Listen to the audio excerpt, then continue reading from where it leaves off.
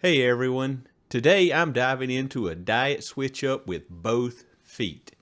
So changing my eating habits is going to be a journey for sure, but with medical advice, research, and some adjustments, I think I'm ready to embrace the challenge. In this video, I'm going to explain what that diet is, how it's supposed to help my condition, and a certain vitamin that I have to limit. So I'm also going to include a weekly meal plan that I've set up for myself to get this thing started.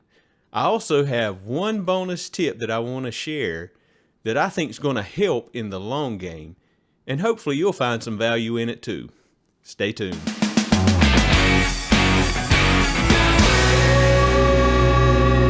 You are what you eat from your head to your feet. Well, evidently, I'm a chicken cow potato. So let me start where I am. So my diet currently, unfortunately, is mostly fast foods. It consists of hamburgers and chicken strips and fries. And when we do eat at a sit-down restaurant, I typically get salmon and a baked potato. If you think about it, it sounds healthy. It usually has a lot of salt, and I'm pretty sure that it's probably cooked in some kind of unhealthy oil. So really, eating healthy is not exactly healthy in that situation. It is definitely a high inflammatory diet. And if I do have lupus, like I mentioned in the last video, then the only thing that I'm doing in this high inflammatory eating is making things a lot worse for myself. And as you can see, I need to change what I eat.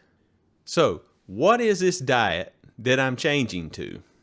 I Googled antiphospholipid diet, and although I did find some things, most of what I found was all medically related. So my doctors recommended that I do the Mediterranean diet, but with one modification. More on that in a minute. First, I had to figure out what the Mediterranean diet was before I could do any modifications to it. Comment down below if you're familiar with the Mediterranean diet. I mean, are you currently on it or have you ever been on it? I'd like to hear your thoughts. According to what I found, the Mediterranean diet is based on the foods that people groups eat surrounding the Mediterranean Sea. It varies slightly from place to place, but the basic core is the same. Eat mostly fruits and vegetables, eat healthy fats, and eat whole grains. But foods you want to limit are red meats, highly processed foods, sugary foods and drinks, and we're talking about drinks and foods that have added sugar to them, as well as refined grain foods. Basically, when you think about it, my diet, as it currently stands, lives in the foods to avoid section. Okay, so let's talk now about why the Mediterranean diet is recommended. I found that the goal for APS diet is to reduce inflammation. The Mediterranean diet seems to be loaded with foods that are anti-inflammatory, so it only makes sense. For example, fish has omega-3s, which, according to the American Journal of Clinical Nutrition, is antithrombotic, which is just a fancy way of saying that it fights the development of blood clots. Chicken and turkey have essential amino acids, but don't carry the excess calories. Fruits and vegetables are high in antioxidants and are also anti-inflammatory.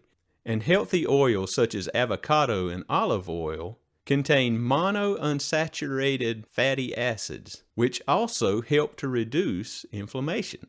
And remember, this diet does not replace the need for medication, but it helps the medication.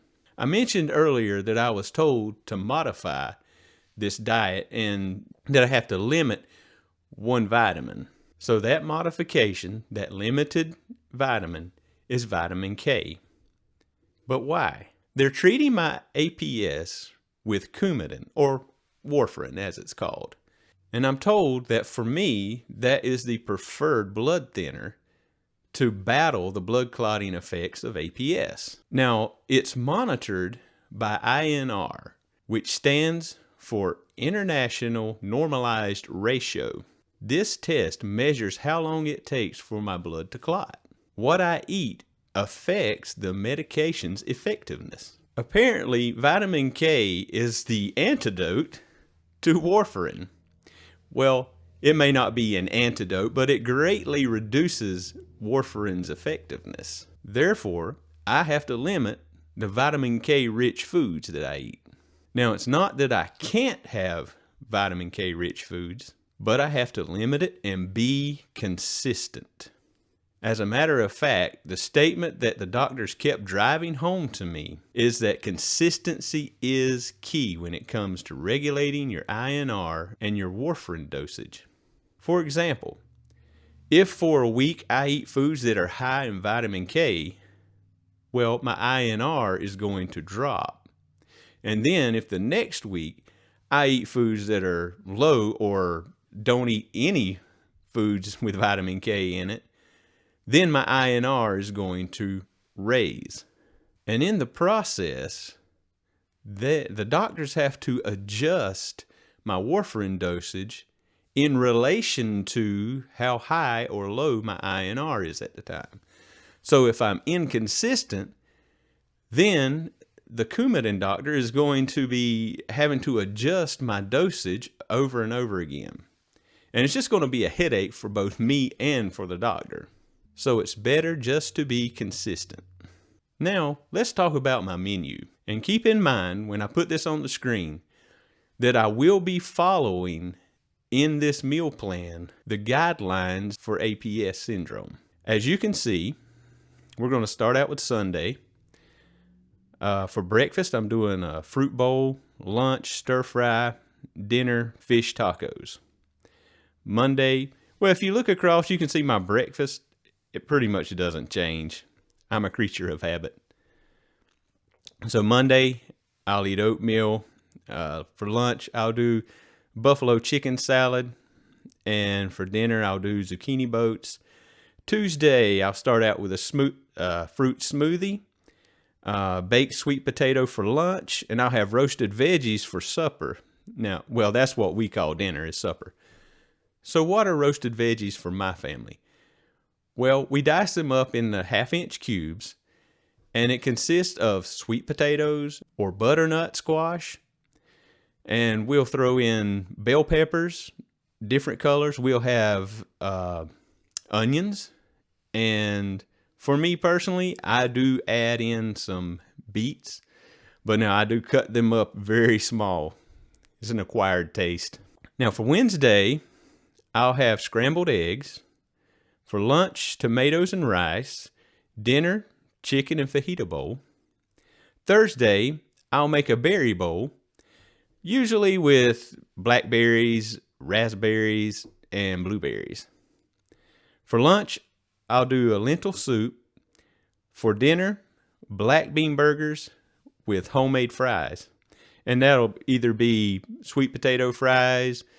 I may try and experiment with butternut squash fries, or it could be just a regular white potato fry. But it will be homemade.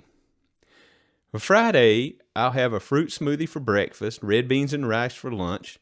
For dinner, barbecue chicken, mashed potatoes, and sweet peas.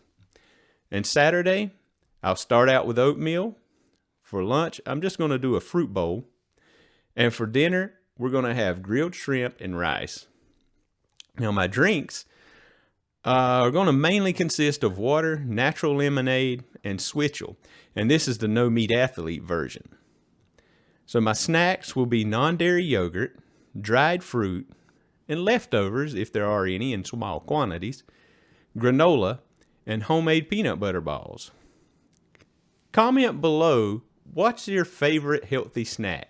To wrap things up, I want to share a bonus tip that has really helped me in other areas of my life, and I think that they will help in this situation too. And I hope that you'll find it helpful as well. Start with small steps. Set small goals and celebrate them when they're accomplished. Small goals achieved are better than large goals unattained. Why? Because it's the small goals that we do attain that lead us to the large goals that we dream of accomplishing. Think of them as the stepping stones to a larger destination.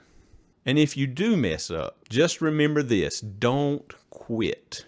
Acknowledge the failure, get back up, forgive yourself, get back where you fell off from, and continue to move forward.